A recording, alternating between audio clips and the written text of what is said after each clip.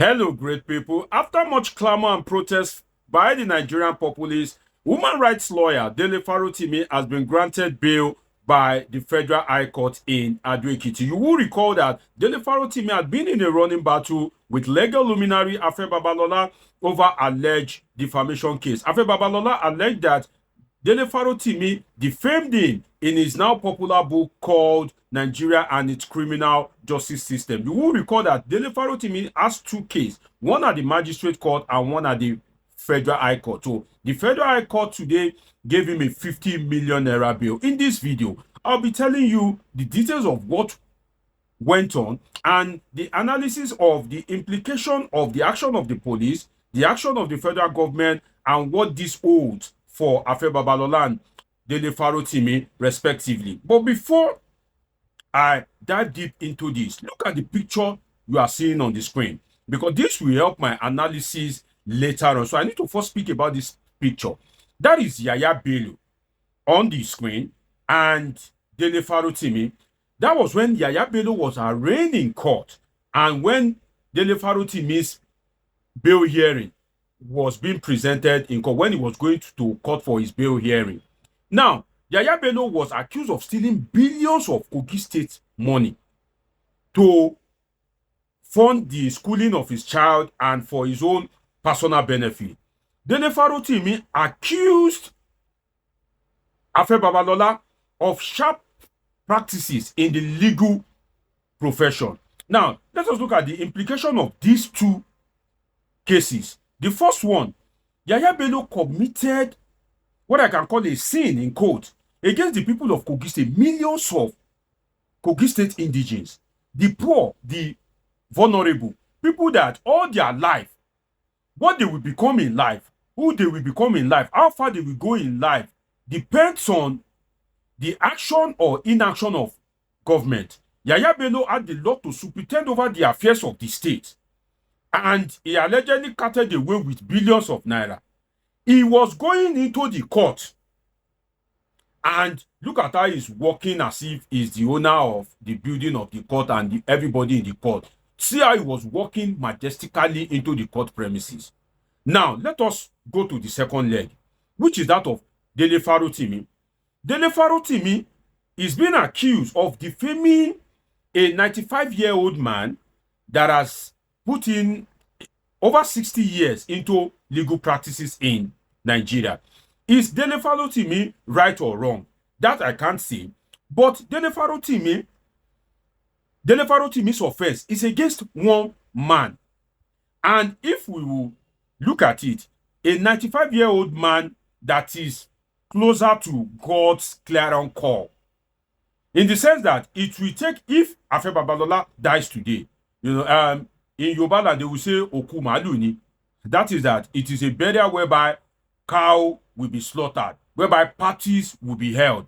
That means that he is not if he dies, he's not somebody that when he dies, people will be mourning that God, why? Because he is already old. People will miss him, normal, but it's not like it is a monumental loss, because it is destined for man to live and die. Now, I'm not supporting defamation, but the Dele Farotimi, rightly or wrongly, have sinned against one man. See how he was handcuffed like a criminal, as if he's the one responsible for Boko Haram, banditry, herdsmen, and any other sin in Nigeria. But look at somebody that has somebody that has stolen people's destiny. See how he's working. That is it. Now let us ask ourselves something. The bail that Dele Farotimi was granted, the police picked him up, right? When Age Babalola lodged the complaint, they fished him out. That same police could not fish out Yaya Bello. You see, oh my God. That same police could not fish out Yaya Bello. Yaya Bello had to walk into EFCC office by himself to present himself that EFCC, I am here. Not that he was arrested. So that means that the whole apparatchik of the Nigerian state could not arrest Yaya Bello, but could arrest Dele Farotimi. So you need to think right in your brain as a Nigerian and the kind of country that we are building for ourselves and for our both born and unborn children. Now, let us go into another angle. 50 million naira bill for Dele Farotimi. The question you want to ask yourself is, what is the reality of somebody having 50 million naira in the Nigeria of today? Somebody that is not into sharp practices, that you are doing your normal job and you are paying the normal bills. In fact, if Dele Farotimi have 50 million naira, perhaps that may be his entire life savings. Because I watched in one of his videos where he said that, he could barely survive, that he's just doing what he likes to do as a truth sayer. That it's not like he has anything against anybody, but if he sees the truth, he's addicted to saying the truth. So if you are not intending to put Dele Farotimi in perpetual confinement, why would you set a 50 million naira bill for a Dele Farotimi? 50 million naira. He hasn't stolen. Defamation, 50 million. And with a shorty in like sum, then that shorty must have property that is worth 50 million naira. Now, let us look at something. The case is being held in Ekiti State. And I will try and get the picture. Hopefully, you are seeing it on your screen now. Where the current governor of Ekiti State, Oyebanji, was seen prostrating for Age Babalola.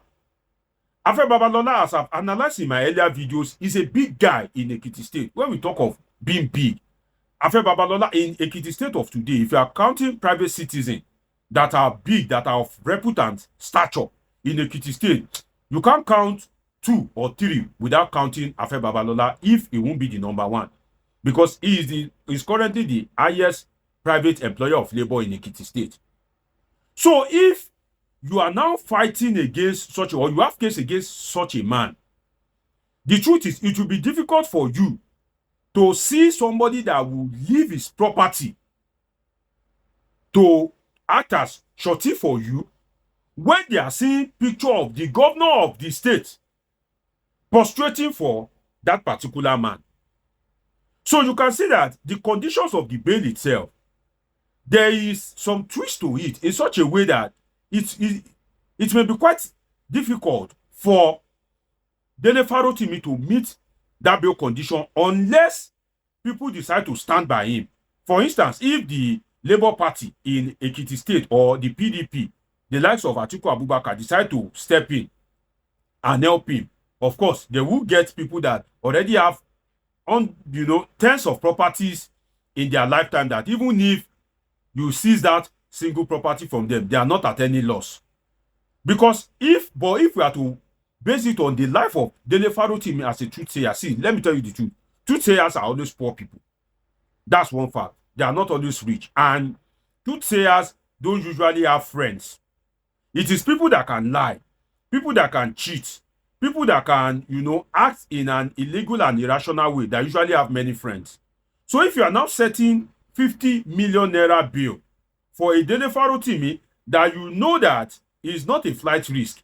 Dele Farotimi cannot want to travel at the airport now, and people won't be able to point out that this is Dele Farotimi, and you are now asking him to bring a shorty in like sum in a state that is apparently under the feet of Age Babalola. Then you want to ask, what kind of justice is that? And I have argued that if you are in a court of law and the court is trying to set a bail term for you, and in that bail term, the court is giving you a condition that ordinarily it will be difficult for you to fulfill that bail condition with ease without you breaking the bank. It shows that indirectly the court is trying to detain you perpetually. Look at what happened to the case of the minors that were arraigned in court. You are asking minors that cannot feed, minors that are struggling to survive, minors that some of them, their parents can boast of 10,000 naira. You are asking them to go and bring 30 million naira each. What are you trying to do? They can't afford the 10 million naira. So that means you are trying to keep them in custody for as long as possible. And don't forget that Dele Farotimi has a second case at the magistrate court. So if the magistrate court want to assume jurisdiction, because there's a jurisdiction debate about the case at the magistrate court, but if the magistrate court decide to assume jurisdiction, and set bail for Dele Farotimi, it will also run into millions of naira. So where do you want him to see that kind of money in the true sense of it? And see, I believe that in this case, we should have investigation into the allegations. Something is missing. Everybody have been talking about Dele Farotimi. Oh, he defamed Afe Babalola. People have been talking about Afe Babalola. Oh, he needs to protect his image. He needs to protect his prestige. Well, nobody is right. Nobody is wrong. Either way you look at it, you are right. Now, but how about the revelation that Dele Farotimi made in his book?